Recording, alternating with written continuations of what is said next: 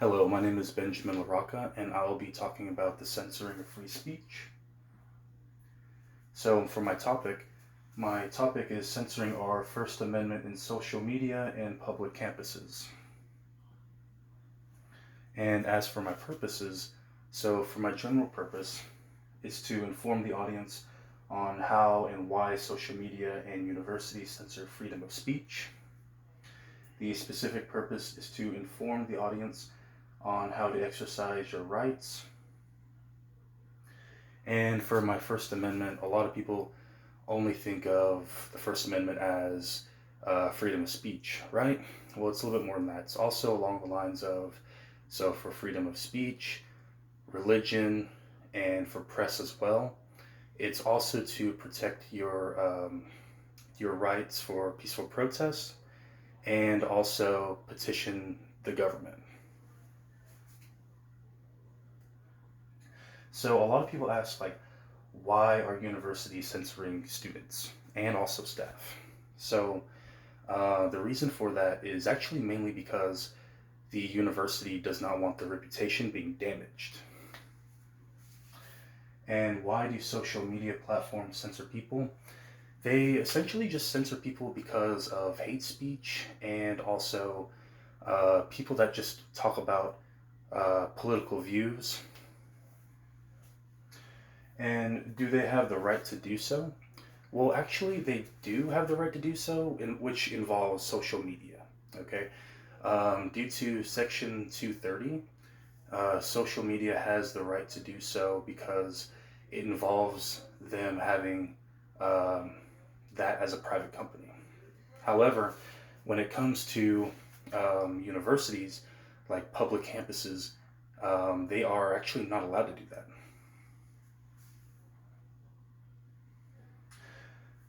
So, how do universities silence staff and students? So, when it comes to universities silencing staff and students, essentially what they do for staff, reportedly there have been many incidences that whenever professors constantly create essays and turn them in, and they are eventually brought back and talked to about how their pension will be dismissed. And also for students, essentially whenever they talk about their view with politics, religious views, and all that stuff, it actually involves them whenever they are just talking in a classroom or like just a peaceful protest, and then they often get bullied by either their peers or even professors sometimes. So, for exercising your rights, it's to speak out, hand out flyers, petitions, and even wear expressive clothing.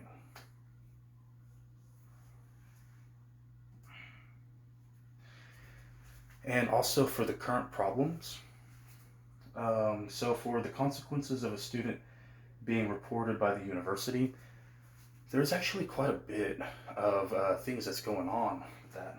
So, if a student gets reported by um, someone that they know of, a professor, so whoever, and it's actually confirmed that it's not to the liking, they can either get expelled, they can get suspended, or even worse, they would have a bad reputation throughout school and possibly not be able to get a job. And as for the consequences of a person being reported on social media platforms, that just goes the same way as if you're a student. Um, it just go like that. Also, if you have a career already, okay, and you just talk about how basically you just don't like these sort of politics or these types of people, or you just talk about your own view, which is hence free speech. Well, someone might not like it, and even if it's your friend or coworker, whoever, They might get really mad or upset and report it to your boss, which which would essentially be be deemed as either fired or be in thin ice. And depending on um, what kind of severity it is, such as if it's something about racism or homophobic, anything like that, fine, go ahead and get that person in trouble. But if you're just talking about, your religion or, um, your political views, then that's fine too. I don't like no, that's not fine. What I mean is, um, I don't think that is even like a good um, way to solve that for someone getting fired or them being on thin ice when it involves that.